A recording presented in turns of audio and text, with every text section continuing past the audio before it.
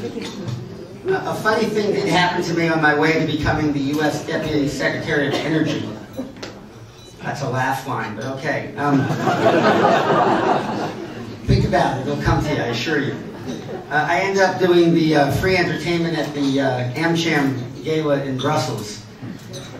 Michelle and I could not be more thrilled to be here tonight to meet with and hopefully to become friends with each of you. You see, as you'll hear, we have in our first month in Belgium been all over the country. We have shook hands of all ages.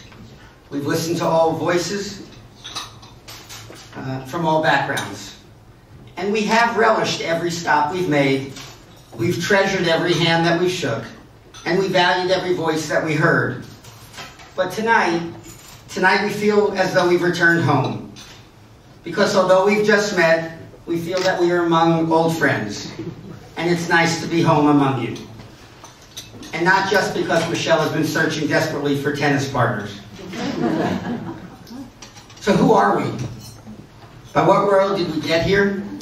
And what have we been doing since we've come? More importantly, where is our future together going to bring us? Both in your office and at your home. And perhaps most importantly, will I be sufficiently entertaining for the 20 minutes that they've been asking me to sing for my supper? We will answer the first 5 questions, and I'll leave the last one to you. But to look back, or to look ahead, I want to first focus on a single moment in time. It was 4 o'clock in the afternoon, this past September 18th, on a brilliant sunny day in Bray, in the eastern part of Belgium. Michelle, my son, and I had arrived roughly 3 weeks earlier. To that point, I had addressed my embassy, 400 and some people, and met with everyone individually. I had met with and shared laughs with the King. I had shed tears with others on 9/11 as I spoke at the embassy. I had engaged with the Foreign Minister and the Defense Minister about issues that matter dearly: Afghanistan, the closing of Guantanamo, the need to transfer prisoners, and the like.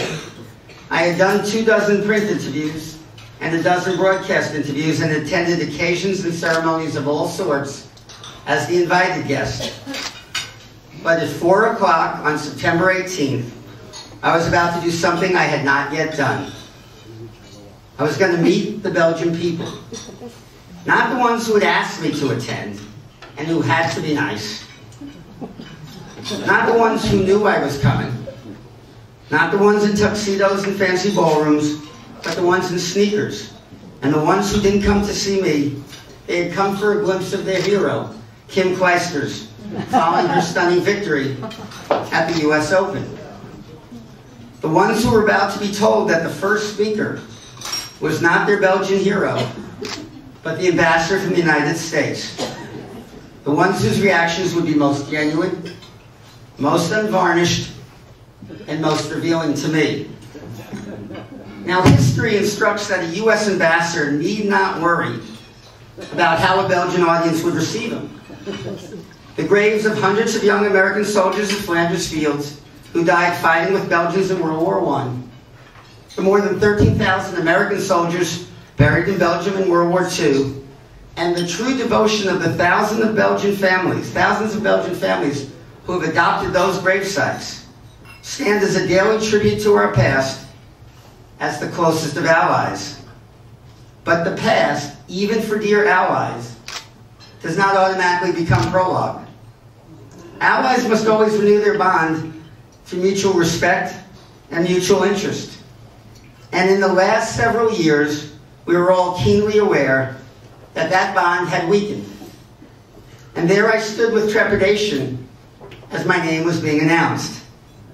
Trepidation about where we stood in rebuilding a better partnership with Belgium, where we stood in rebuilding that partnership with Europe, and about where we stood as citizens of the world, about how far we had come and how much ground still remained to be covered. How would they react to America 8 months into the administration that had brought me to Belgium? Well, they cheered that day in Bray, and they cheered again when I relayed the message, having called the White House, relayed the message from President Obama about his feelings for Ms. Clijsters. Yes, we had perhaps spent too much of the past years talking past one another rather than engaging in a conversation with each other. But the new conversation had plainly begun.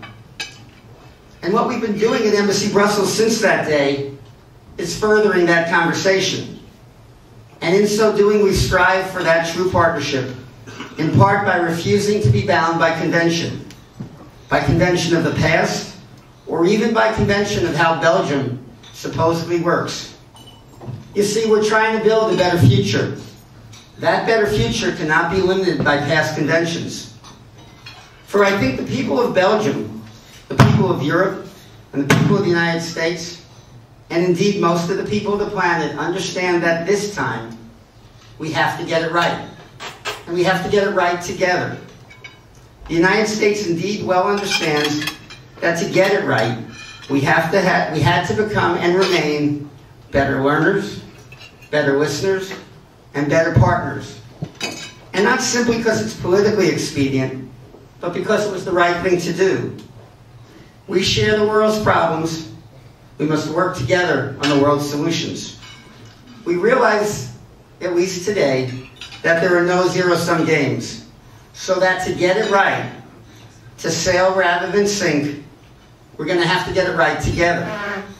That we'll all find health and safety and prosperity, or none of us can. That the problems that we face that unite us are so much greater than any differences or prejudices that have previously divided us. And that as the world becomes flatter, we must become better neighbors. Given our mutual respect and our mutual interest, no voice of extremism, no economic hardship, no threat to our climate can ever be allowed to separate us. That the world we will leave has to be better for our children, has to be safer and more harmonious than the ones we were left.